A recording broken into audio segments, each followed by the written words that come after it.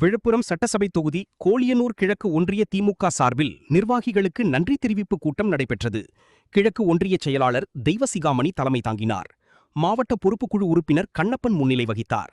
இதில் நிர்வாகிகளுக்கு நன்றி தெரிவித்து விழுப்புரம் சட்டமன்ற தொகுதி உறுப்பினர் லக்ஷ்மணன் பேசியதாவது: விழுப்புரம் சட்டசபை தொகுதியில் என்னை வெற்றி பெறச் செய்ய உழைத்த நிர்வாகிகள் அனைவருக்கும் எனது நன்றியை தெரிவித்துக் கொள்கிறேன். திமுக அரசின் 5 ஆண்டு சாதனை திட்டங்களை மக்களிடத்தில் நிர்வாகிகள் எடுத்துக் கூற வேண்டும். தற்போது தமிழகத்தில் இடம்பெற்றுள்ள கவர்ச்சிகரமான ஆட்சி விரைவில் காணாமல் போய்விடும். இன்ஸ்டாரைகளில் வந்துள்ள இந்த ஆட்சி விரைவில் அருந்து போகும். 2029ஆம் ஆண்டு நாடாளுமன்ற தேர்தலோடு சட்டமன்ற உறுப்பினருக்கான தேர்தலும் நடைபெறும்.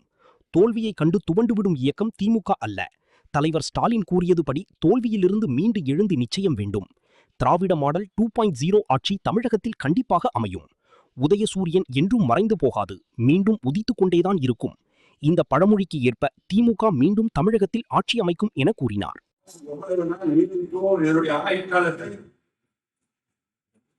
இந்த சீக்கிரமா அறிஞ்சிடும்.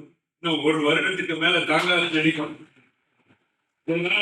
நம்முடைய தலைவர் பசுமதியார் அவர்கள் குறிப்பிட்டார்கள் மாவட்ட செயலாளர். ஆனால் எது எப்படியோ எப்படி இருந்தாலும் 2029ஆம் ஆண்டு நாடாளுமன்ற தேர்தலோடு சட்டமன்ற தேர்தல் வருவது உறுதி.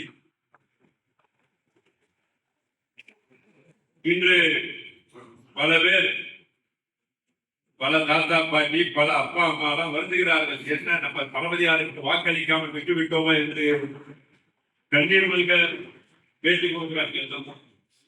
ஒரு நல்ல மனிதரை நாம் இழந்து விட்டோம் என்ற அந்த உணர்வை தமிழகம் இன்னும் இருக்கின்றது.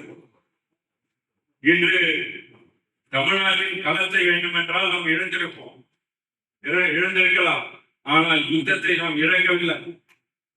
யுத்தம் அப்படியேதான் இருக்கின்றது.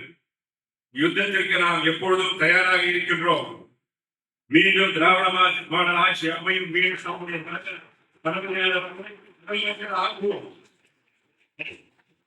என்று சபதமேற்று என்னுடைய வெற்றிக்கு உழைத்து இந்த அளவிற்கு